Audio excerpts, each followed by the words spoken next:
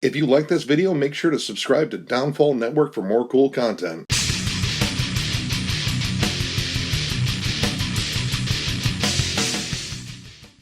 What's up, everyone? Thralls here once again. I'm Necrotic. And I'm Jammin John. And we're back with an album review. So we were looking for something kind of crazy and a little bit off the beaten path, and man, did we find it.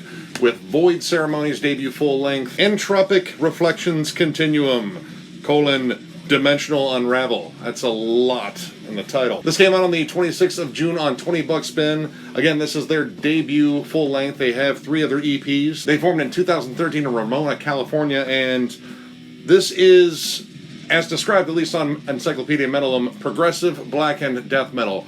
Though there are a lot of other elements on here, but I guess progressive was kind of the umbrella that they could fit under there without just calling it avant-garde. Yeah, because, well, you'll see. Yeah. So this album opens up with Desiccated Whispers, and right away, I think it's a little misleading in terms of what you're going to get, because you get really dissonant, tremolo, strumming and such, but you're greeted to some heavy, chunky breakdowns, big triplet chugs. Yeah. But honestly, moments like that are kind of few and far between in here, because this album is all about dissonant atmosphere, weird interminglings of black metal, jazz fusion, believe it or not, that's on here. Yep. And just very atmospheric death metal. Yep. This is a strange listen. Song construction-wise, I guess it's on par with something like Blood Incantation or Morbid Angel, probably circa Formulas Fatal to the Flesh, because that's, I think, when they really sort of embraced more off-the-beaten-path songwriting style. They just wanted to get weirder. The song gets right into it, though. It does. There's no filler here. No, this is all almost like one cohesive, and I use that term loosely, right, piece, because this is an insane listen. It really is just going all over the place, and it really just kind of just goes forward like a stream of consciousness. And their influences are definitely there in terms of like what we can pick out, but I think there's still a lot more to this. Vocally very similar to Immolation or Incantation. Yep. Definitely kind of similar to Roth Dolan from Immolation, though, in terms of how he comes in on different points, like the kind of an offbeat. Yeah, and the drum work is also very Immolation. You know, Immolation uses fills quite a lot, but like a fill that's a part of a drum beat. Yeah. And like this is very similar to that. I don't say when it comes down to like blast beats and such, when they come in, it's very similar to Pete Sandoval. Especially when you get those quick snare fills in between that are just like a blur, they just happen super quickly, or those just big rack tom or floor tom hits. And the toms are huge in this album. The album's recorded very well. I thought it was a little thin, and it might just be the guitars. Because I don't know, I've jammed this record 5 or 6 times today. I've jammed it at least 3 times. Yeah. And like production-wise, it's separated very well, and I think that's kind of what you kind of need in something progressive, because you need to be able to hear the instrumentation. Now, as far as that goes, it does not sacrifice any grit at all, especially when it comes down to the guitars. The guitars are doing all sorts of crazy, interesting riffs, and again, a myriad of styles. You get down to the longest track on here, Empty Grand Majesty, quote-unquote, Cynical Descent of Causality. You are greeted to jazz fusion pretty much right in the opening. It's very similar to Death's Human or Cynic's Focus. Yeah, I compared it a lot to Cynic. In fact, all of the guitar solos, all of the lead work on this album is very Cynic. Yes. Cynic and Exvius. That's, I think, where more of the jazz fusion comes into play. It's weird. Well, that and the fretless bass, which is all over here. And it is a really interesting contrast between these dissonant guitar riffs and this almost kind of playful bass that just kind of dances around these songs and adds these really interesting melodies. There's a point in this song where the bass seems like it's almost taking a lead part, but then an actual solo comes in, and the interplay between those two instruments is really interesting.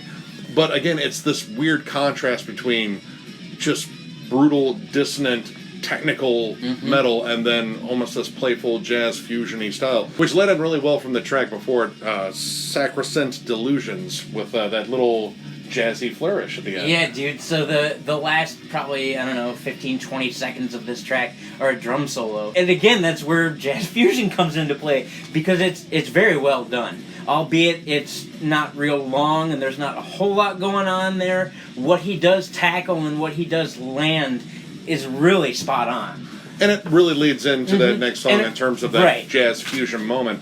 And it's really interesting how they transition from that moment to their normal chaotic selves. Right. Which chaotic is the normal on this album. It's interesting because this is one of the biggest standout melodies on this entire album. This album is loaded with melodies, but man, they are hard to pick out because you really have to sift through the chaos.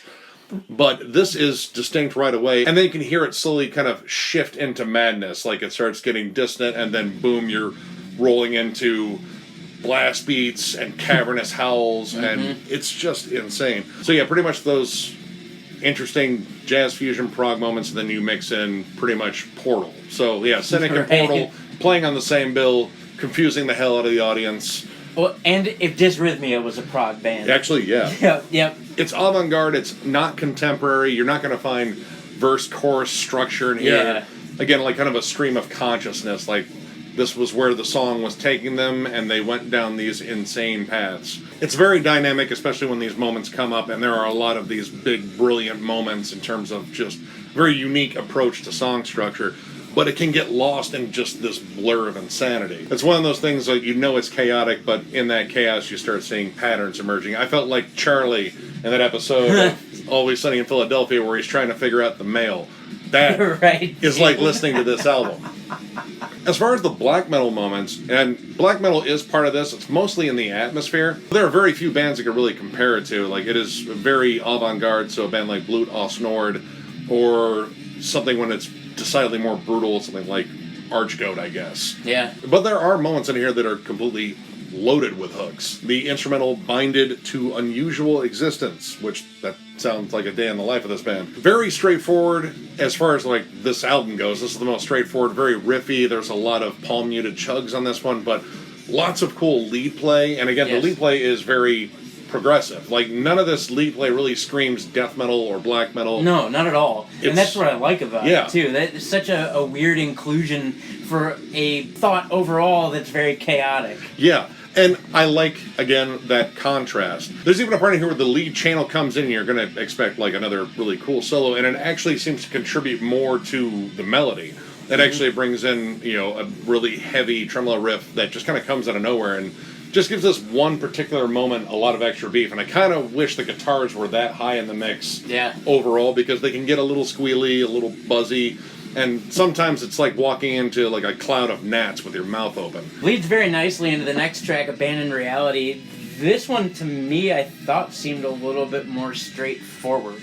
I think that was the most death metal track. Right, yeah. Coming out of that nasty instrumental, it really, there's almost a hook there.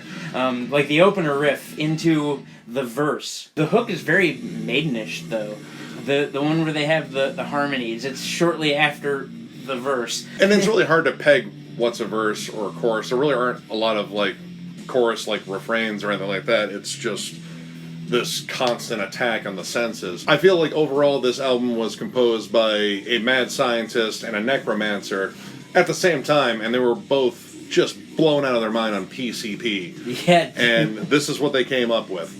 And it is absolutely insane sounding, but there's a lot of really cool ideas going on here, and I was like legit blown away by the musicianship. Yeah, the musicianship on here is absolutely insane, because the bass player reminds me of like Obscura. Steve DiGiorgio. Yeah, Steve DiGiorgio, and Dan Briggs from Between the Buried and Me too. Just sometimes it's in the pocket, but most of all it's all over the map, but it does add an additional melody that the guitars don't. And it's up in the mix, so you can always pick it out. Yes. Like, all of a sudden, out of nowhere, can come this little slide, and it's very interesting in terms of the atmosphere on here. Like, I don't know, parts of this feel very, like, cosmic or something, like very sci-fi, just because it seems very heady. Overall, though, this was a very challenging listen, but I think I'm going to get into it more as I get in, but initially, right now, I'm going to give it 3.5, which is not a bad score, and I think this is a really good album. Yeah. It just doesn't generate a lot of hooks for me. And this is very similar to Ulthar, except I think this is even more chaotic. And Ulthar, I think, is an incredible album. I still ordered it. I'm still waiting on it. And I thought Ulthar was one of the more insane things we've done this year. until today. Yeah. But overall, the musicianship is stellar. Mm-hmm. The ideas, like, this is fiercely unconventional, and I like the fact that they have a very interesting approach, and there was some stuff on here that was like a legit surprise. Like, I was not expecting jazz fusion or anything like that. I was expecting just brutality and insanity, which I did get. But I like the inclusion of very proggy jazz fusion melodies. I thought that was just really unique. So yeah, 3.5 stars. It's a solid listen. Definitely check it out.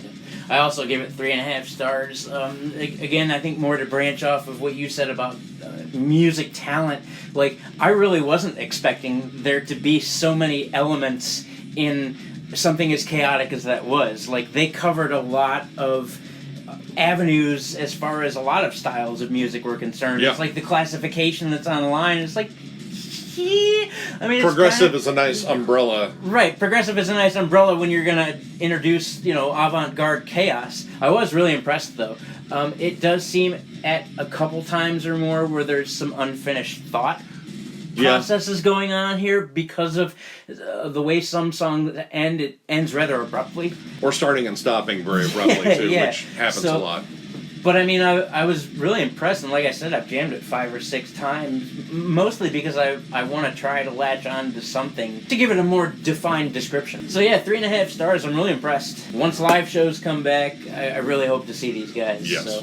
So, if you like the video, give it a thumbs up. And if you are new to the channel, subscribe, because we're doing a giveaway right now. We got a 5 CD stack. There should be a video as soon as you jump on our channel. Yep.